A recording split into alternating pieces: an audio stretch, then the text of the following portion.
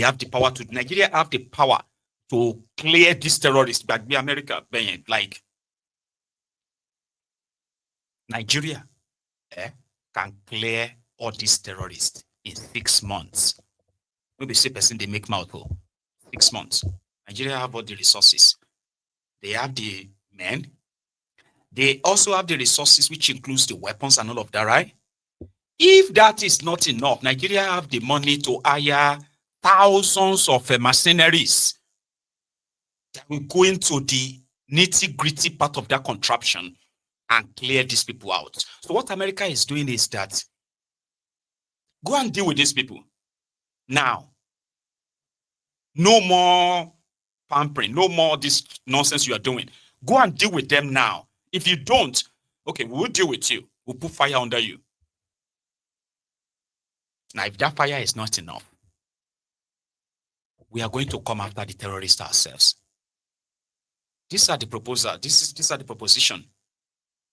None of them says they are attacking you tomorrow or next week. The thing is that Donald Trump is somebody that may not wait for weeks or months. He could wake up tomorrow, which is what makes this whole thing even more complicated. So Tinubu and his gang are not showing any move that they want to go after these guys. They want to maintain the status quo. They also want to kind of direct or control the narrative at home so that people will begin to, when people begin to show their displeasure, maybe America will realize that this is a bad market. Let's leave them and their problems, Jerry. Do you think that's going to happen? No? Okay. I don't. Adeboye also said. The second time ever was some years ago when the current president at that time said all churches should protest around the streets where their churches are, protesting against killings going on in Nigeria, particularly against Christians.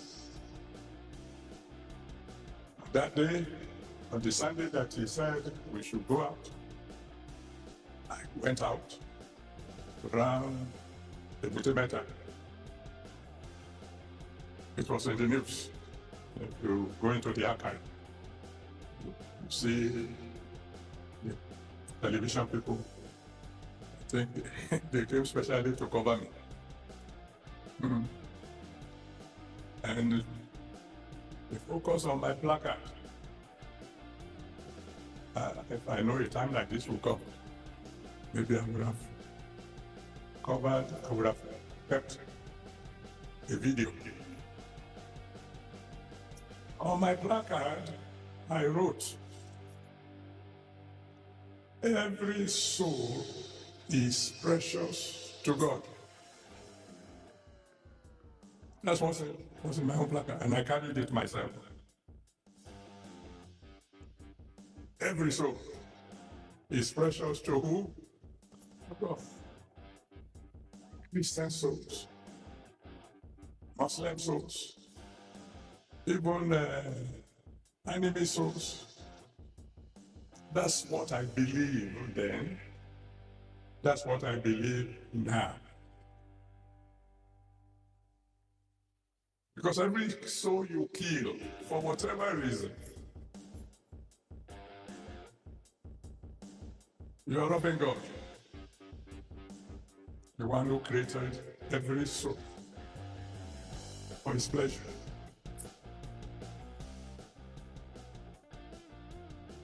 And until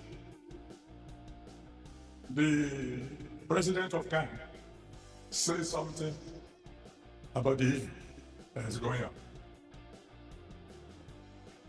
I will not be talking. What do you mean you will not be talking? I mean, I won't be talking to the people outside. But there's nothing wrong in me talking to my own children.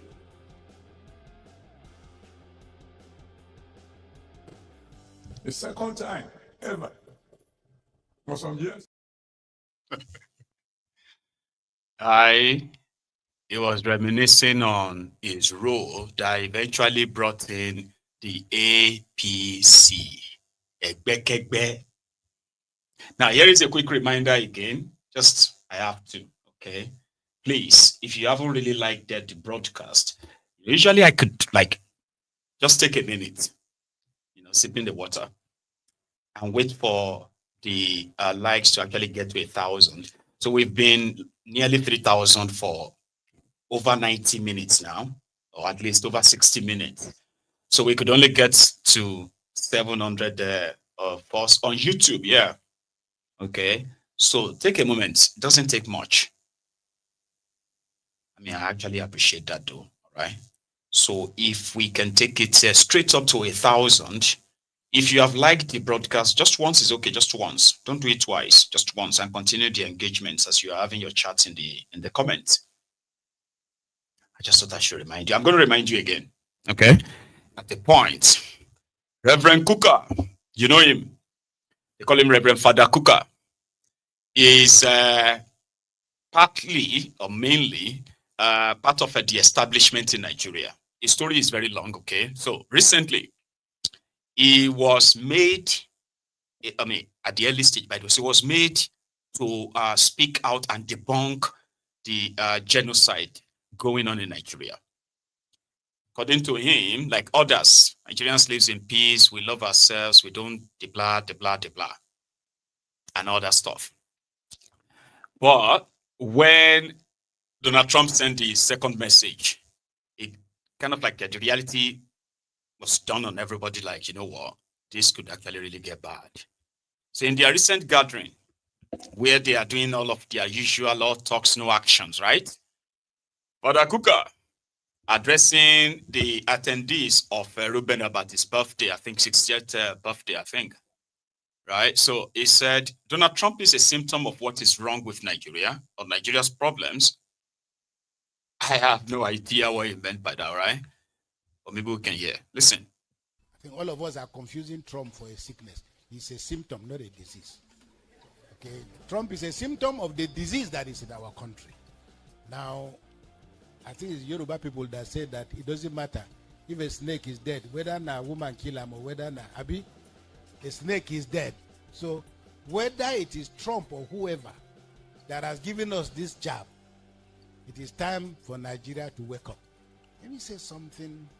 I don't know whether they remember. You're going to be told later about how President Jonathan became a president. There is an incident. Many of you remember the National Peace Committee that I convened in 2015 when there was an apocalyptic diagnosis that Nigeria was going to collapse. And the tension that existed at that moment, something happened. And it was about getting President Jonathan and General Buhari to sign a commitment to free, fair, and credible elections in Nigeria. We fixed the appointment. President Jonathan gave us the time. We went. Unfortunately, not unfortunately, it happened to be now President Tinubu's birthday in Lagos, and Buhari and everybody had to come for that birthday. Now, just at the end, it was just there was only 1 or 2 days more to elections. And we needed to get both of them in one room. And it proved almost literally impossible. President Jonathan was going to go to, what's the state? Delta State. And his schedule had already been concluded. Then, of course, at about midnight, General Buhari came back, and I woke up in the morning only to be told that President Buhari was available and would come for the signing of the peace accord. President Jonathan was going to be in Warri or Asaba at 9. They were supposed to depart at 9. I think this story is very important. Àmọ́ ọ̀rọ̀ tẹ́ gbé kalẹ̀ yìí ó dàbí ọ̀rọ̀ ẹni tí ọpọlọ rẹ̀ yòrò tàbí ẹni tí Ọlọ́run fi síbi aláṣà àwọn ọpọlọ rẹ̀ bí ọpọlọ ikú. Ó jọ mọ́ bẹ́ẹ̀ tọpọlọ rẹ̀ ò tó nǹkan rárá tàbí ètò wà ń bẹ kó má tiẹ̀ wúlò mọ́ rárá. don't want to waste your time again, because I've got loads of stuff to still share with us. And it's ideal to just like make them snappy like that, right? So Kukah is part of the establishment. There are those guys who work, is one of those guys who work with Abdusalami Abubakar, walking about with this their peace accord. Yeah, peace accord that they always make governorship candidates, presidential candidate to sign, that they will encourage free and fair elections. There will be no bribery and the rest of that, okay? There will be no violence as well. Only for violence to happen, riggings to happen, disputes here and there. And when you begin to call the peace accord people, they don't disappear. Guess what? They are already regrouping again to go and congratulate the IS rigger, the person that they've declared. So you get. And to them, they've achieved peace. So he's been doing that for years. All right? So he's part of the problem himself. Just so we are clear. So he said that Donald Trump is the symptom of the disease that is wrong with Nigeria, right? What is that disease? Well, he was going to tell you. It's pure waste of time anyway. So he was going to tell you that the disease is that leaders must be committed to the country. Are you right? Tell us about that. Yeah? But we'll leave, what do you call him? Let's leave Kukah and go a little bit further. Okay? So this time, one is for a man who says if Gumi was to be in Saudi Arabia, by now, they would have arrested him. By all these shenanigans, like terrorists are attacking Muslims in Saudi Arabia, like they have claimed that they have killed them, like they have killed Muslims in Nigeria, right? No, then one of them is talking this balderdash. And I agree with him. Person who is trying to protect a territory and a race. Yeah. Because the person will not like this thing to end, and then the Mr. President, who is a politician who also will face re-election, he is trying to buy into it, and they have removed a particular security chief that we have had. This is Nigeria. This is about our country. Yeah. Because that person is insisting that these people must be crushed. And now another person is saying, no, let us negotiate with them. They listen to Sheikh Gumi, who is saying that we should be negotiating with them, who is always sitting down with them. This is the same Sheikh Gumi who went to Saudi Arabia. And they said that the man is a security threat. And then they didn't allow him to come and do his pilgrimage. They sent him back home. They sent him back home. And it is only in Nigeria that kind of person will be given media space to be repeating the fact that these terrorists are not bad people, that we need to negotiate with them. It's just and then they will invite them into a meeting with their guns. And then the security people will be guarding them. And they will enter their buses and they will drive away like that. And the following day, they will gather before Mr. President to say, this is what we are doing. Mr. President will tell them to crush them, do away with them. But they have been holding meetings with them. Person who... We are a poor nation. The bank coal will follow. They say firewood, not smoke. They say we need to plant more trees. And they are not giving us money.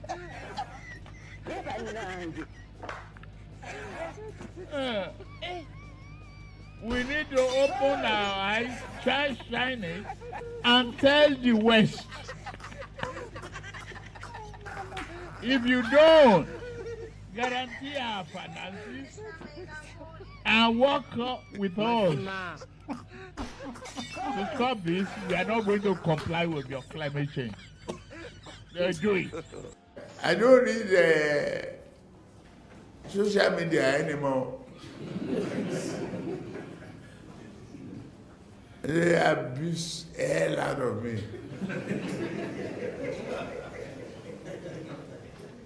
If I read it, I get high blood pressure. I get angry. I don't read it.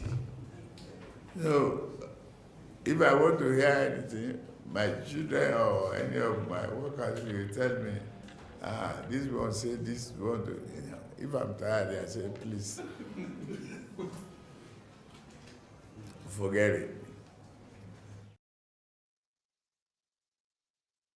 Please, forget it.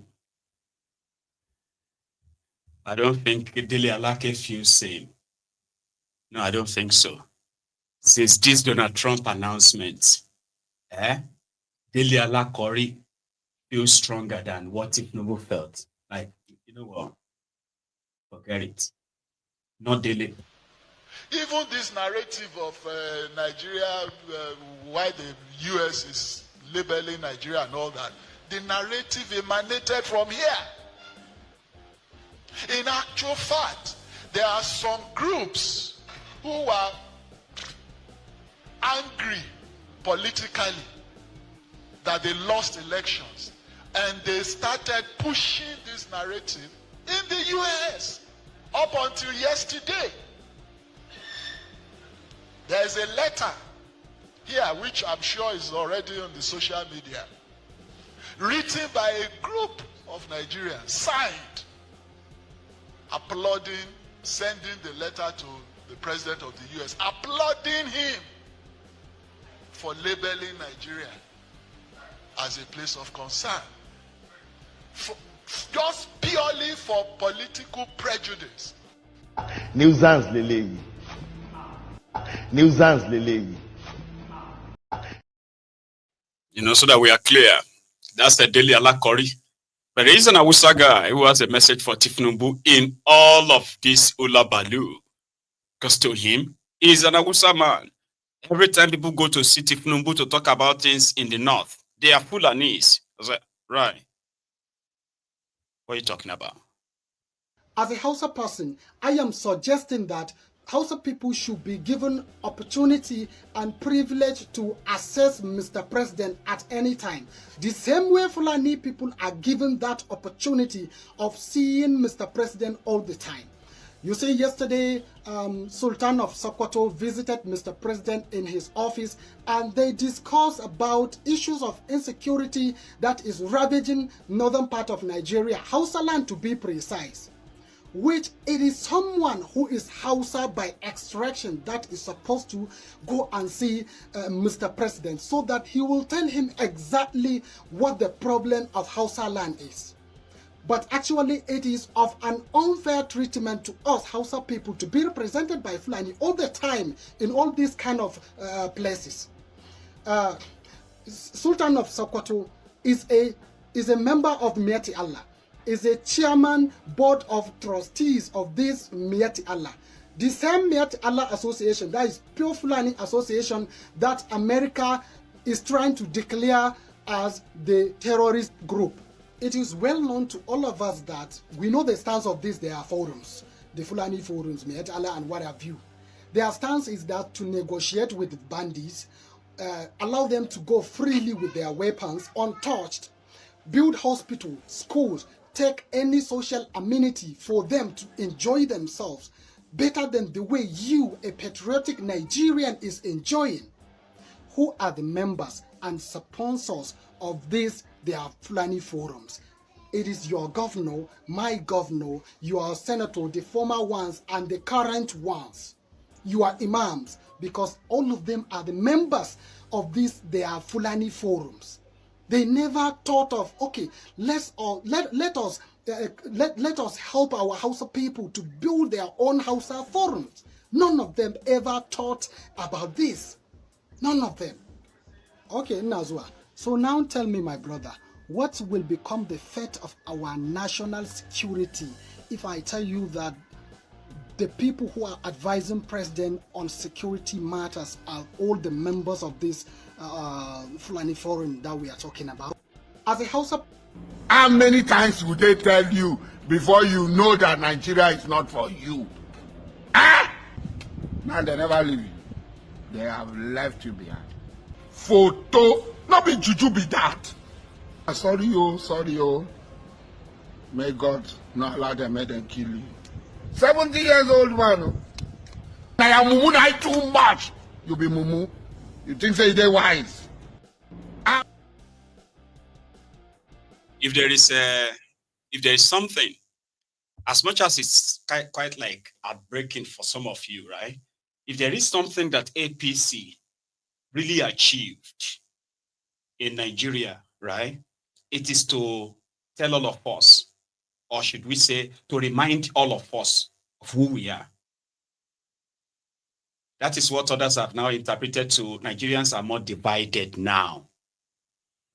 When I was growing up, we used to sing Wazobia, Wazobia, Wazobia, 3 major ethnic group in Nigeria. That's the meaning though, because it's kind of like the condescending for other tribes in Nigeria. So there are ethnic groups in Nigeria, right? Wazobia, Wazobia, Hausa, Yoruba, Igbo, Hausa, Yoruba, Igbo, Igbo, Yoruba, Hausa, kind of like, then others. Then, when this APC, when they came in, this whole thing started 10 years ago. There's nothing called Hausa Fulani. There is nothing called Hausa Fulani. No. Fulani have no real land in Nigeria. And I have no apology if you're a Fulani watching me. Don't feel bad. It's your history. You do not. There are places where, as conquered, they consider them as their lands. Northern Nigeria, that is, they are turning to Sharia now. They are Hausa land. A place that is not different from what you have in southern Nigeria, where everybody could do whatever they want. However, when APC, Egbekegbe came in, they started gumbody. Fulani terrorists started gumbody. So they started including Hausa Fulani, everything, Hausa Fulani. What's Hausa Fulani? There is Hausa, there are Hausas, there are Fulanis. It's like somebody saying Igbo Yoruba, Igbo Yoruba, Yoruba Igbo, Yoruba Igbo. Like, there's nothing like that. Then they said, no, they've crossbreeded, they've intermarried and all that. Oh, are you saying all of them are intermarried, that what you have in northern Nigeria is just Hausa Fulani, but it was actually a political statement. They used that to further deceive those who are called Hausas, because they made them believe that they are the same. But you see all these killings that you are witnessing or getting that put Nigeria on the map as a terror country. Most of the victims in the core north, they are Hausas. There are documentaries of where the Hausas are demanding for weapons. They are demanding for recognition. Can you even believe that today, Hausas are demanding for recognition out of the 19 states in northern Nigeria, right? Where you remove those ones from the middle belt, right? You probably will have like another 12 of those 12. So I think 11 of them are Fulani in the core north. So those who are the real Hausas and the rest of them, right? They just kind of like scrabble for any crumb, anything they could give to them. They just have to come body. That's why most of them couldn't really complain about the killings. Because when you look at some of the clerics, they belong to Miyetti Allah. They belong to this Izala. They belong to all these other Islamic, the conk Islamic groups. They own big mosques. And they are all linked to Fulani. So how do you think they kind of like silence the Hausas? How? Political power play. So majority of them are beginning to feel like they have to speak up too. So the real shock you are going to witness in northern Nigeria is not what has been explained yet, in my own opinion. Because northern Nigeria is not just Hausa and Fulanis. There are more than another maybe 300 to 400, probably maybe like over 1,000 other tribes from different communities that are all joined, that intertwined together.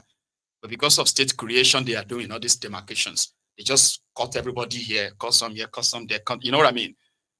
The real thing is that APC, Egbekegbe, has shown all of us who we are in this dear Nigeria. This is Nigeria of APC now. So you get to know where you belong. You need to, except if you are lying to yourself. Yeah, living in denial. That one is very much prevalent. There's a lot of that. Are you sick? Look at a country that budgets trillion for security, and they are still negotiating with bandits. Look at bandits in government house. and now think whether we are not a country of concern. Look at this. Is this normal? Can this happen in other countries, even Ghana? Look at bandits. Look at them negotiating with government. Hmm.